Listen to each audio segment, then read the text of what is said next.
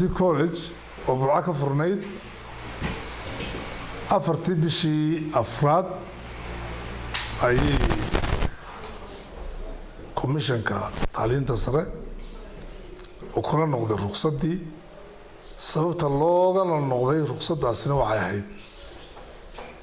kow marka u horeysa iyagoo muddo 3 sannadood ama 3 dafcadood aan siinin shahaadadihii ardaydii magacii lagu ogaana iyadoo oon la siinin ogolaansho iska bedeshay xiriirkii u dhaxeeyay Addis College iyo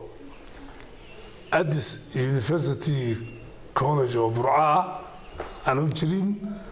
wax xiriir oo dambe oo u dhaxaynaya aanu jirin halka ku joogsada xiriirkii laba in ardaydii aan la siinin documentka shahaado ka maqnaayeenna loo raadiyo oo loo sameeyo lacagtana lagu hagaajiyo 800 riyaal ardaygiiba creditskoogi iyo lacagtaasi loo diro consulate-keena wasiiladeena ayaan le dibadna ay sameeyaan iyaguna ay kulkaas sameeyaan shahaadadii ay sameeyaan taasna saasa isku waafaqay marka arrinkaasi xiriirkooda halkaas kula go'ay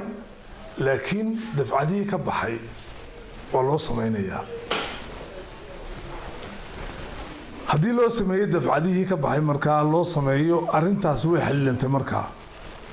oo ardadii magacaanay ku dhigan de shahaadada lagu siiyo khalad ma ahayd magacii wax ku dhigteen baa loogu baadigoobayaa waana shaqo wasaaraddu qabatay weeyaan wax soo hadhay haddaba jaamacaddii ardayda ku jirto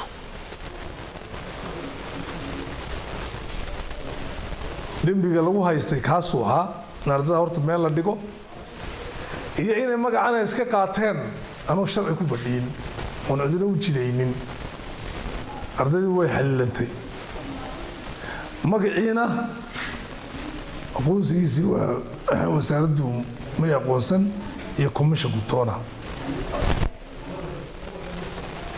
marka waxaan isla gartay in magac cusub loo diiwaangeliyo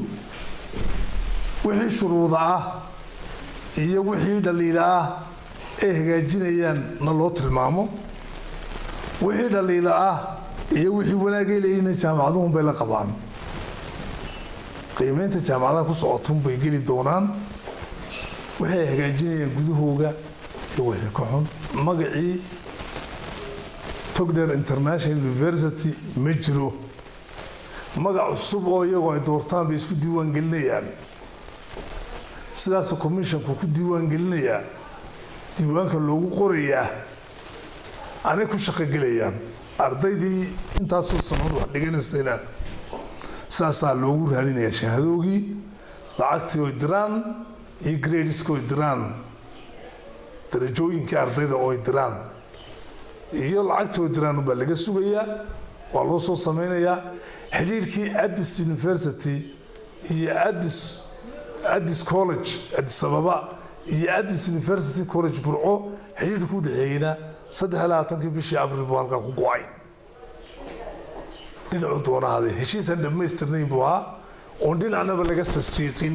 dhinaca Itoobiya lagama tasdiiqin dhinacayna lagama tasdiiqin dhammaystir la'aan baa ku dhacday saadarteed iyadoo oo waajibaadka iyo hanaanka jaamacadaha laga doonayo iyo shuruudaha laga doonayo jaamacadaha la raacayo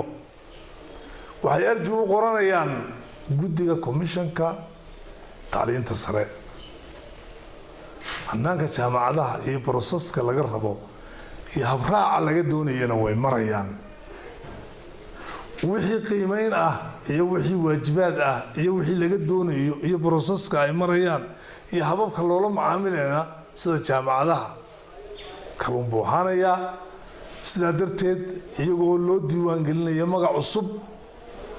sidaas magaca cusub marka loo diiwaan geliyo way ku shaqo gelayaan wasaaradduna way kala noqotay xayiraadii ay saartay mardii arrimaha intii u badnayd oo ahayd ardayda in loo helo qiil ay wasaaradda iyo safaaraddu iska kaashadeen sidii xal loogu heli lahaa xalkiina loo helay halkaasaa arrinkoogu markaa ku dhammaaday wixii talo iyo tilmaamo waxaa siin doona komishanka